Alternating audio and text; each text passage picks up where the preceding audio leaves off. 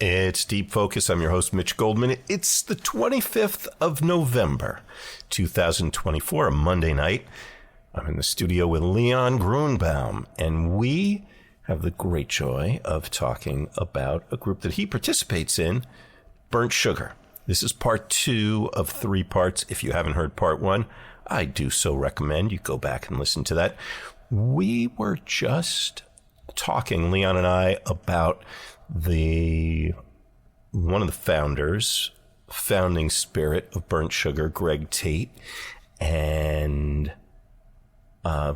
such a joy to talk about him and share our love and admiration for the person that he was and the character that he still is in our minds. And that is where we pick up here in the second of 3 hours of this episode.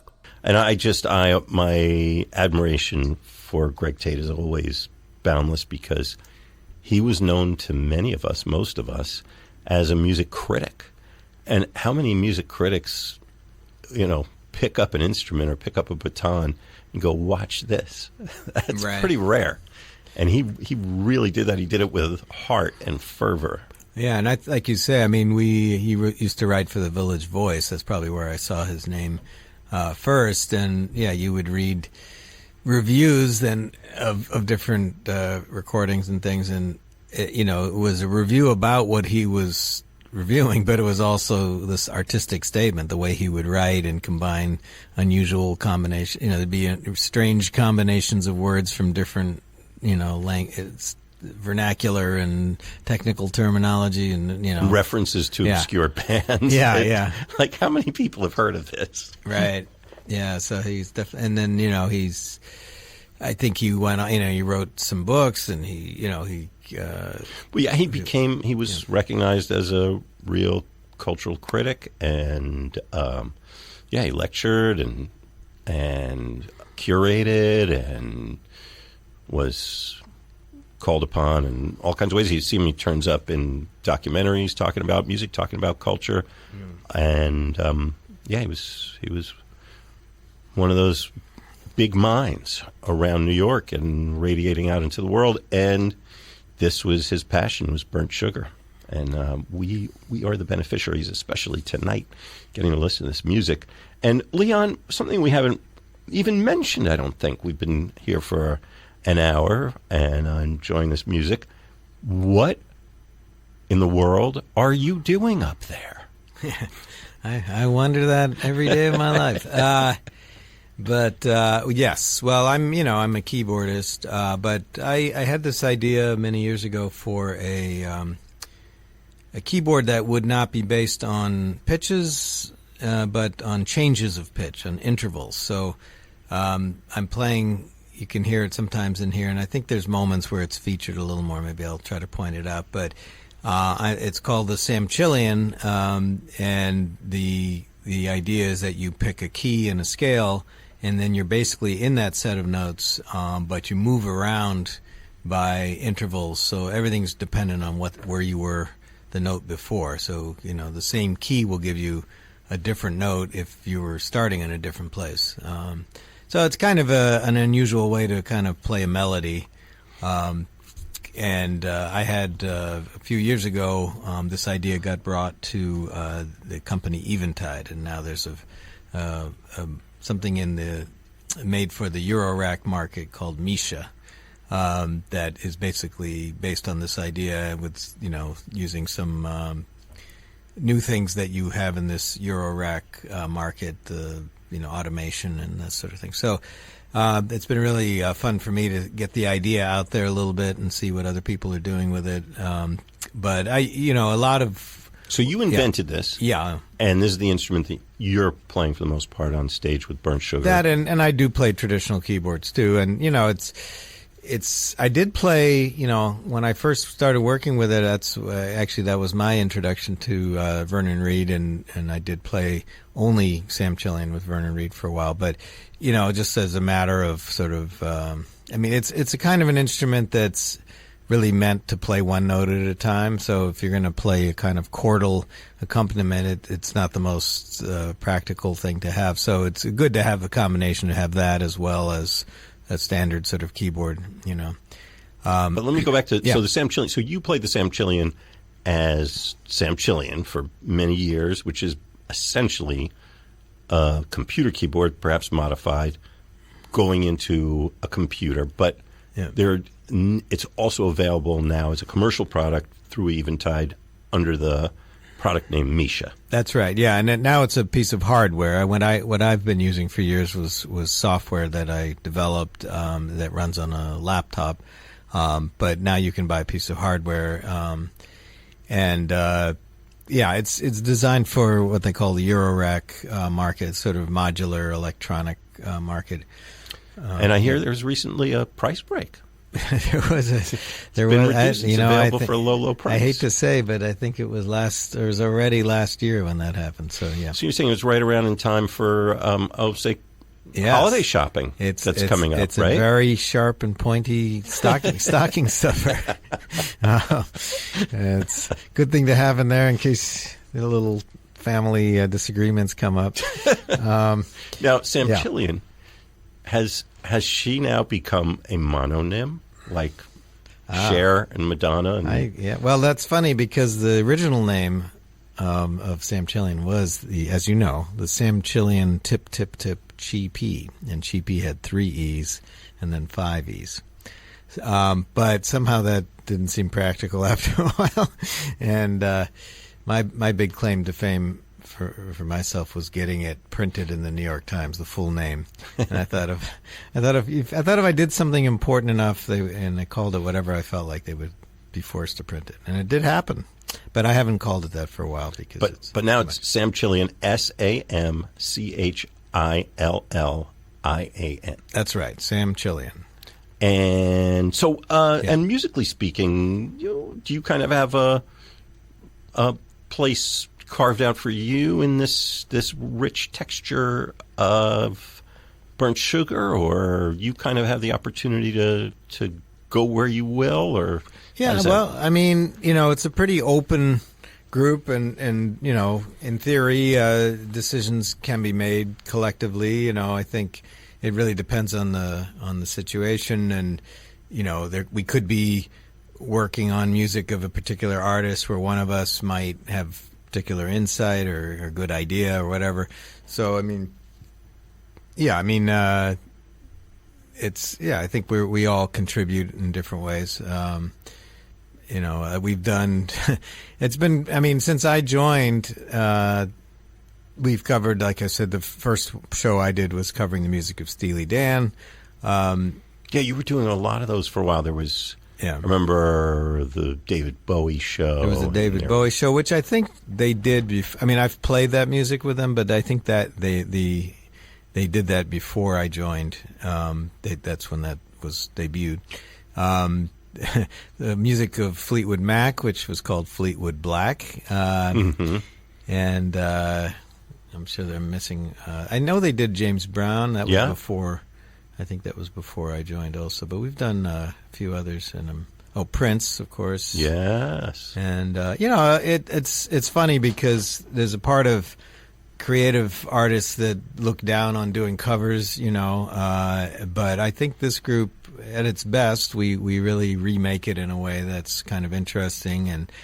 And from my perspective as a keyboardist, just to go by, I was just thinking of the Prince music. There's a certain type of synth sound that Prince favored, and so you kind of go and research that and collect those sounds or program them or whatever, and then they're in your arsenal forever, you know. So this kind of thing's really valuable for musicians, I think, is especially if it's good, if it's well done music, you're going to pick something up from it that you can apply in your own work or other projects. Kind of seems like also on stage and off, the members of the group seem to have a kind of shared something, point of view, even as diverse as and divergent as the musical backgrounds are that you bring. There's a fellowship. Maybe does that always happen in a band, or do you feel that in? No, I mean, we joke, or I shouldn't say joke. We are commenting constantly that this is a family, you know, and it definitely, you know, we definitely are pretty close that way, and I used to have a rehearsal space in Bushwick, I guess. Not it was Shirley Williamsburg, I guess, but the where we had, it was not a large space, and I remember one show we were preparing for had 15 people in this room, and it was no way that was like a reasonable number of people to have. And I just thought, this really is a family, it's pretty crazy, but yeah, and it is also playing with a group of people, especially touring. Is a little bit like being in an army or something, and you're going through the same things, and you're on stage, and maybe you get nervous, or you're all kind of dealing with the same pressures. Of course, if you're backing up, if you're in the background versus singing on the front line, you may have a slightly different experience of nervousness. But we do. We all go through the same things, so that it does make you a little more of a cohesive unit, I think. We're talking about the band Burnt Sugar. Burnt Sugar The Arkestra Chamber. You mentioned before about the Smokehouse performance. Yeah. And so this is something, I think, the brainchild of Jared, the bass player, and Jared Michael Nickerson, who was one of the founders along with Greg. And it would make sense that it would be, because we all know Jared loves his barbecue. I was going to say, I don't think he's vegan, but our dedicated Deep Focus listeners may remember that several weeks back, or if you're listening to the podcast, when this episode's over, you can go and find when Louis Flip Barnes, who is also on this date, and he is a member of Burnt Sugar, and he was here, and our topic was William Parker, and we had a surprise. It was an authentic surprise guest appearance by Roger Kramer, Jerry Meyer, and Jared. And they brought barbecue. and I commented on the air. So it's the same cat. It's the same Jared Michael Nickerson. And so, he calls this the Smokehouse, coincidentally or not. Yeah. What happens in the Smokehouse? Well, I was going to say the idea of the Smokehouse is that pretty much everybody in the band has a project of their own. And sometimes it involves a couple people in the Burnt Sugar group. Sometimes it doesn't. But it's been really great to do these. So they'll do shows. I remember we did one not so long ago here at the Atrium, Rubin Center Atrium. And as a musician, we were all doing very short sets, 15 minutes, 20 minutes, some kind of something like that. And I was thinking, it's kind of a drag. You got to bring all your stuff in. But I was sitting there, and we played, and of course sometimes it's also a relief not to stay past your due date on stage. But you realize that for an audience, especially, it's a lot of fun. You just hear one, and each group is so different. I mean, we all play in the same band, and so there's obviously some common interest and skill or whatever. But when you let people do their own thing, you realize how diverse the music can be, and that was also we've done a number of these Smokehouses, and it's always interesting to see what everybody's up to. Yeah, and it churns. It's really fun. It's a fast moving night. A ton of music from a bunch of different people, and you guys, it's always interesting. You're kind of many of the shows, the individual shows, might be several members of Burnt Sugar in it, or different combinations, but very, very different. Yeah, so it's coming up. Again, you guys are doing it at Lincoln Center. Again, I'm going to assume, does not say here, that it is going to be at that Rubinstein Atrium. But that's a good question. Keep an eye out for it. January 24th and 25th. And this has not been announced yet. So this is a Deep Focus exclusive. You're getting it from me and Leon on the down low, direct. But that's going to be a fun night, a nice little break up the midwinter with some heat at Lincoln Center with Burnt Sugar family and Burnt Sugar Smokehouse. And also I'm going to mention, too, that actually looking at something that Jared sent over, that you guys apparently did a recording, and I don't know anything about this, Lebanon, Ohio? Right. Yeah, well, there's The number of the people in the group, I think both Greg and Jared came from Ohio, LaFrey as well. And right, so, Dayton, kind of a geographic center. And so we've played and we've stayed on a farm. A friend of the band lives on a farm. I think that's in Lebanon. So we were actually set up in the barn. It was actually kind of a crazy thing that we were able to do it all. We had some downtime, and V. Jeffrey Smith, who's playing on this recording as well, is a great engineer, and this was a place that had a music studio, but it hadn't really been in use for a while. And I don't know how he figured it out, but he was able to cobble together all of these pieces of equipment. And I'm watching him, and I remember saying, I was like, I can't believe that this is what you do for fun. And he's like, oh, I love it. Like, this is not fun. This is wires and technical headaches. And so anyway, we set up in the barn and we recorded some stuff. And I think that's what that. I haven't actually heard these recordings. I don't know exactly what it is, but always fun surprises. I don't know how many releases there are out of Burnt Sugar. There's a bunch. Yeah. And a lot of this music's available through Bandcamp. Do you know where else one would find? I don't know, but I'm sure you can go to there's a website, burntsugarindex.com. Yes, burntsugarindex.com. And I'm sure you can find, there must be ways of contacting people. Yeah, you want some of this music in your collection. It is such a privilege to me as the host of this show, who's always often talking about artists whose all of their work or their best work or whatever it might be is in the past. And it's still great to be able to experience it here almost live. But listening to those recordings is nothing compared to being able to actually see this band live, which you can do, and they are still smack dab in their prime. So come on out and hear Burnt Sugar. And right now we are listening to a live set of them in 2019 in Sardinia, Italy. And I'm going to run down, I haven't said this in about an hour, who the members of the group are. So Greg Tate, the founder of the band with bassist Jared Michael Nickerson, is conducting. Tate had been a guitar player and would talk about how he liked showing up to the gig with just a baton as opposed to loading amps and gear into a venue. But I think also it kind of fit his personality and desires to conduct and lead the band, and he adapted the conduction techniques and technology of Butch Morris. And so that's his aspect of this, is the conduction. Vocals, Shelley Nicole, who you heard in that last piece that we heard, I Hates Ya Struttin' Style. That was Shelley Nicole. Mikkel Banks and Julie Brown. And you were saying about Julie Brown. Julie Brown, I believe, has changed her name to Sound.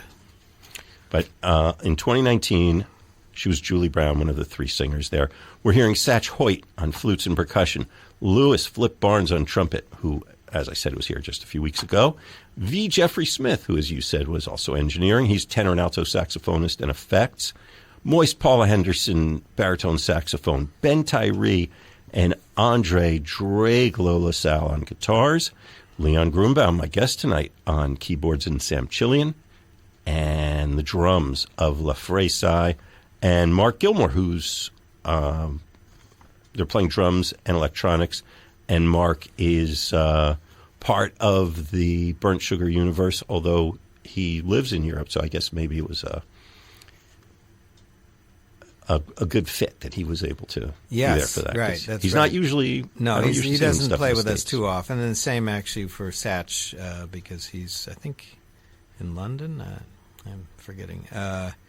Somewhere in Europe. I was going to say, by the way, and we'll listen to some music, I'm sure, in a minute.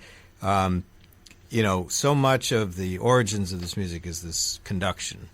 Yeah, and please. Yeah, I wanted to. Please tell us about that. I thought the music we're hearing, some of it is kind of worked out, and it's the same every time. But sometimes you'll hear moments. It may be hard for the listener, especially on the radio, to detect which is which. But some stuff is conducted, it's improvised and in a structured way using these conduction cues that really were initiated by Butch Morris, who was a New York guy. And, I saw this book. Have you seen the book? There's a book of the conduction cues. No. And it's a thick book. And he really, as I understand, you can look this guy up on YouTube, but what I really liked about his approach is that it applied to any group of musicians. I saw him once with a group of vocalists, and they weren't singing, per se. It was more like sounds and whispering, and maybe they had some text that they would. But he was using the same techniques to get, quote unquote, music out of them. It's pretty experimental, pretty abstract, but. Yeah, Butch was not likely to be heard doing, let's say Prince covers or even Gershwin covers. Right. He was out there in the land of discovery, shall we say. Oh, yeah. And the work really was teaching, what he liked to do, as I understand it. I never worked with him. He did have a regular sort of residency, I think, is it New Blue, I guess, for a while. Right, yeah. And some of the people in Burnt Sugar played with him. But, he would ideally, he said, I'd like to work with people every day for 2 weeks. And the work wasn't learning a piece of music the way a classical ensemble might do. The work was learning what these cues mean, So if you raise your hand in a certain way, that means to come in, and he could cue you out.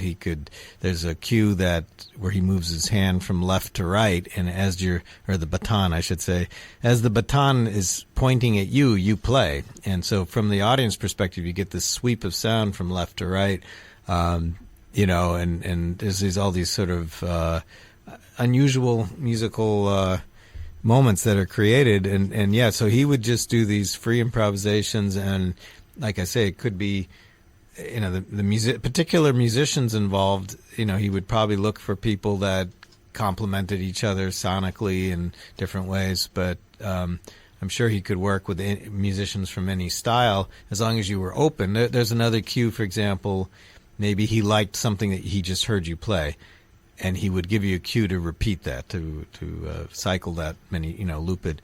Or he might say, remember that for later, and that's memory 1.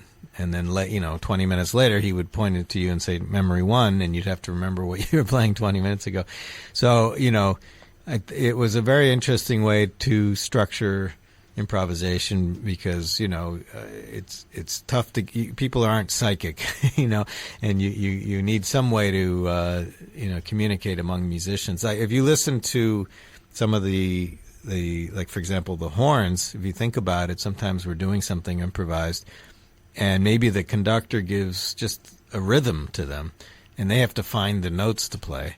These guys have done it enough that they can kind of, it's kind of a process of trial and error, but, you're playing this part over and over, and after a few cycles, you realize, okay, if I go to this note, that sounds good with the note that the other guy's playing, and it's nothing that's been planned out, but over, after a little while, it gets sorted out where it's maybe a really cool sounding chord, and then you hear it and you say, oh, that sounds good, and you stick with it, So, there's, it's a kind of a different approach to creating music, and it's all in the moment, and I think that's really what's exciting about it. And you don't know what's coming next. So, well, that pretty much sums it up, then, doesn't it? Yes. The show's called Deep Focus. I'm your host, Mitch Goldman. I'm here with Leon Gruenbaum. Leon is playing samchillian and keyboards with the band Burnt Sugar, and Burnt Sugar is on stage right now at the Ai Confini tra Sardegna e Jazz Festival, September 2019, on WKCR.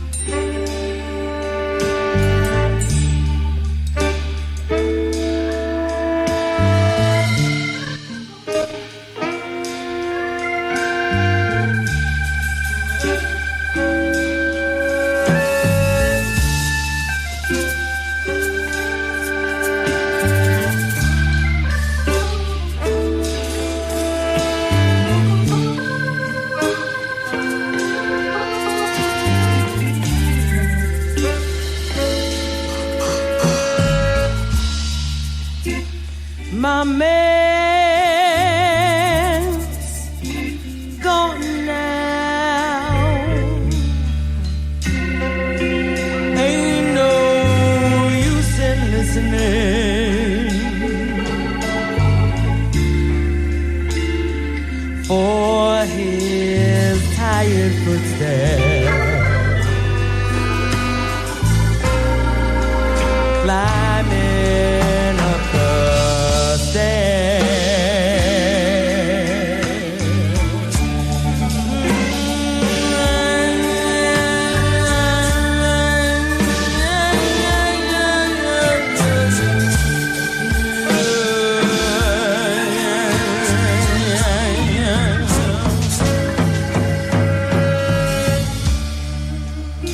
Oh, man, sorrow, come to keep me company, whispering beside me when I say my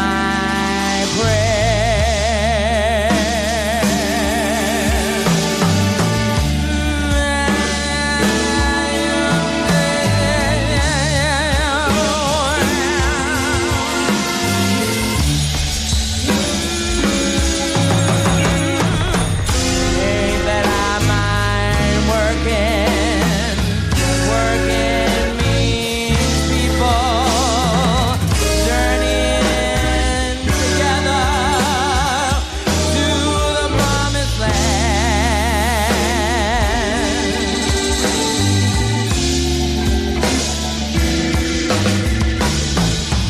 The old man's sorrows marching all the way with me, telling me that I'm old now since I lose my man.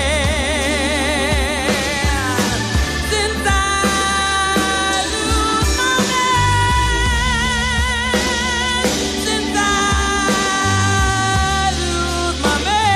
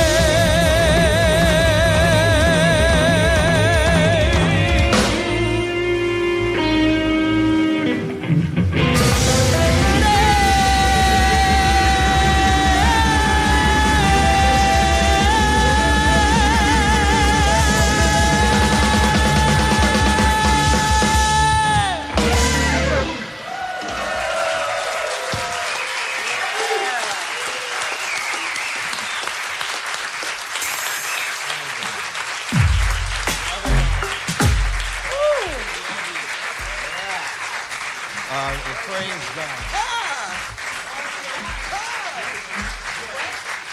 Wow.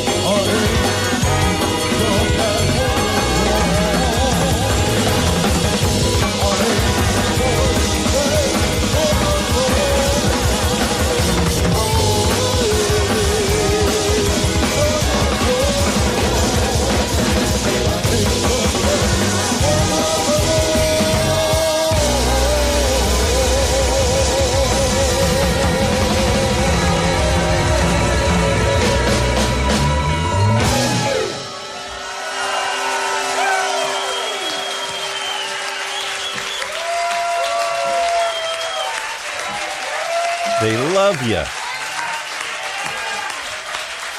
They love you. They love you. Yeah.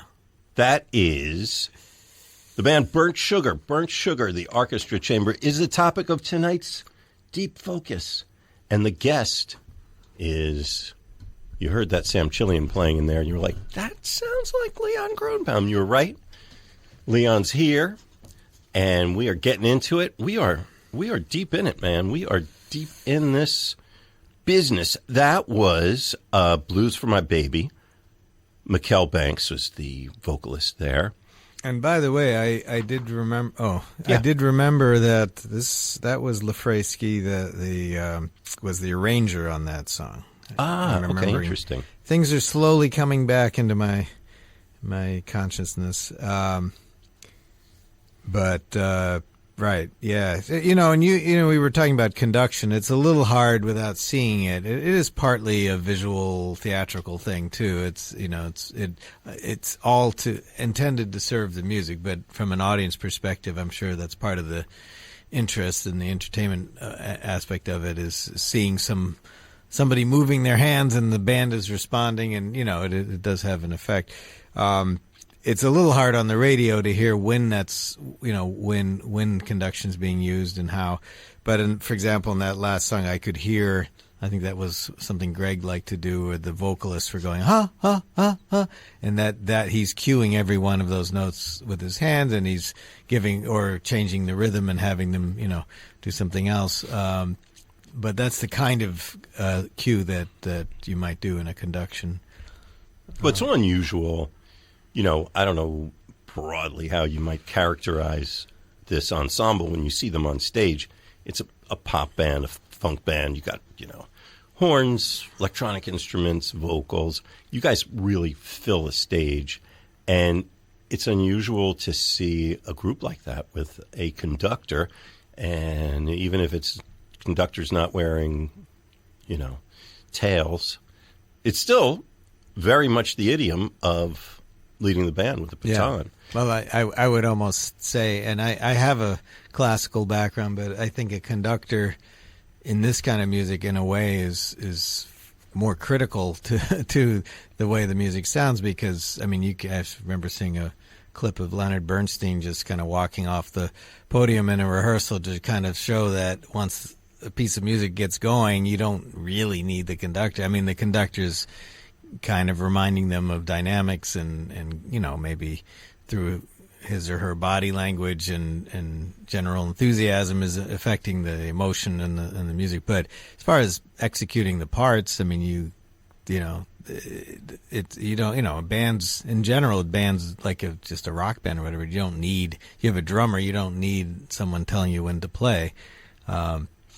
I feel like I cut you off, but anyway. No, but I think Yeah. to continue, I think the point you were going to make is Yeah.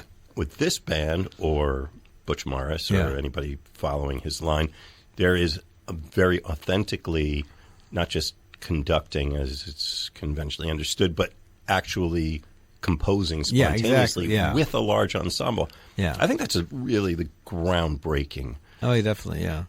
Yeah, the whole notion behind that, and it's pretty stunning, the leap that Greg Tate and Jared made to form this band, to take that idea alone, when Butch was doing it in his more abstract way, and Butch coming out of the improvised downtown music scene as he did, and taking that and putting it in the context of this multifaceted pop-oriented band and beyond.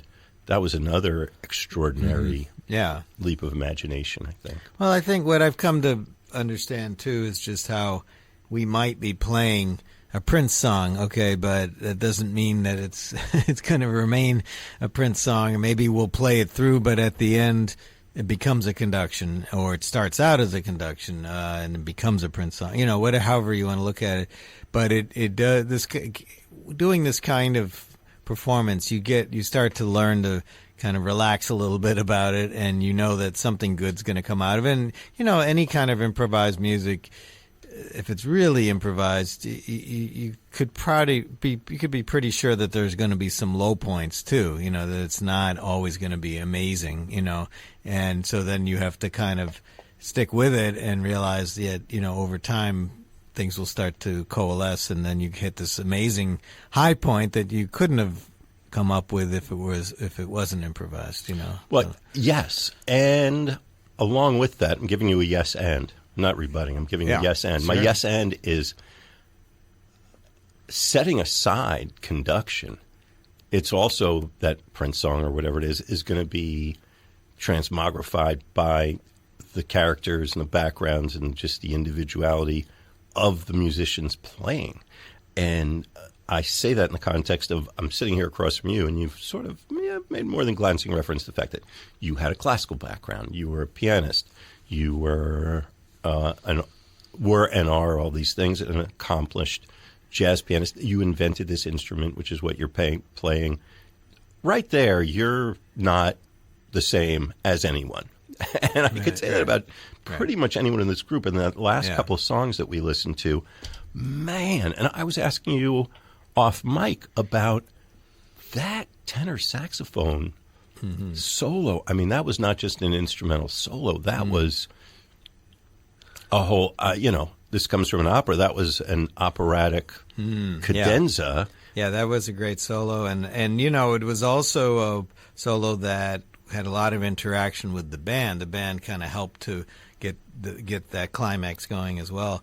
And B. Jeffrey Smith, he's been around for a little while, and we were just saying he played on the song Caribbean Queen, I guess. I didn't even know that. That was a huge pop song. But he played on a lot of records that you probably have heard of. When he had the band, another beloved New York band, Family Stand, was his baby. And but yeah, I mean, everybody. Then we heard another. And he plays guitar.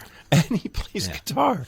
Yeah. You were saying the first time you heard him play, he's playing guitar. And then, he's actually. And one of the things, I see it listed here on this description that he has effects. I feel like he was getting into it at that time, but he's really done some amazing things where he's kind of a one-man horn section because he can get chords and big sounds out of his, so he has a mic on the sax, but he's doing all sorts of effects all the time. And this was already 5 years ago. So I mean, I feel like he was getting into it then, but he really these days he always brings all his electronics. It's amazing stuff. You played the other night with another new ensemble. You've had a bunch over the years at New Blue. You shared the bill with V. Jeffrey Smith. He did something I've never seen anybody do. I don't know why no one else has ever thought to do this.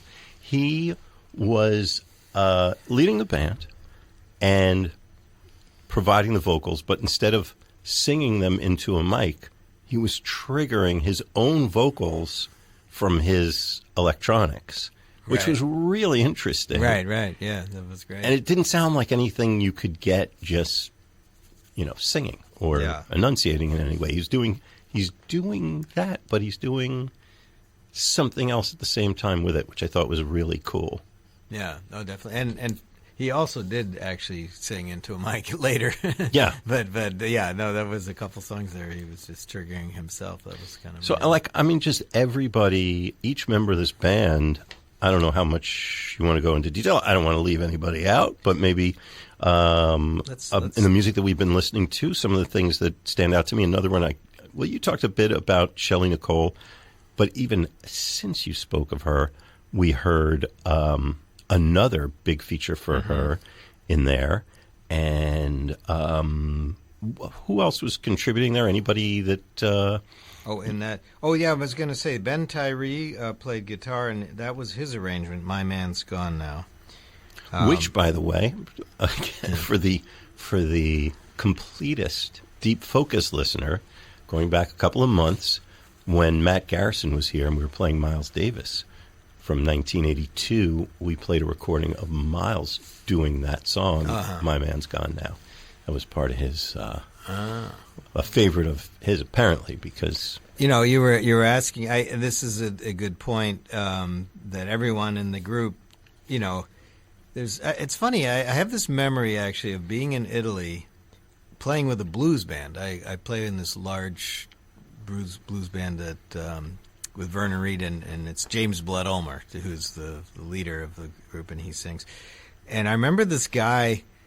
Italian guy was talking to me, and he said, "So you guys, you all specialize in blues?" And it was a bunch of us he was talking to, and we all kind of looked at each other. And we realized, we all play blues, and we all had such, varied backgrounds, and you just can't be a musician of a certain kind of ilk without touching on the blues. It just becomes part of. It's part of pop music, it's part of jazz, it's part of rock, it's part, I was thinking about that just now because you have, all of us, I'm sure, can perform in the jazz idiom to a degree, or the rock idiom to a degree.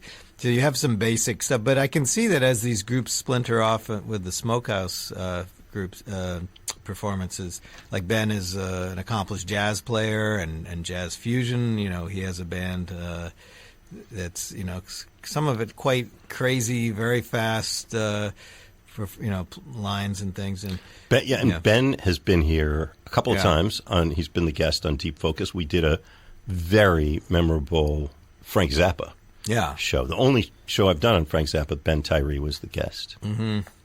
Yeah, so people come from slightly different, backgrounds. I think Mark Gilmore is playing with us in this particular performance, but I think he was pretty instrumental in the London scene of the drum and bass. When it first came out. I remember going.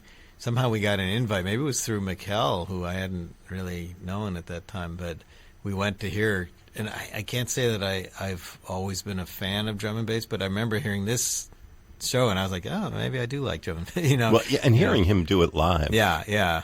And he's his own person, always has been. Jared is an accomplished bass player, and he's played in all sorts of different groups over the years. And he really has a distinctive sound on the bass, what he calls bubble bass. He's very active, moving bass. He's a real bass player who plays bass. Yeah. No, definitely. So, this group wouldn't survive a day without him in this sort of managerial role and in making a lot of these things happen. As he says, he's on bass in business. Everybody's really talented, and it's been, for me just to see when I first met them, I was, I was like blown away by everyone's musicianship, but also just how well everybody got along and, the camaraderie, That is part 2 of this podcast from November 25th, 2024, and we're about to put this year in the books. And it's been a great year at Deep Focus.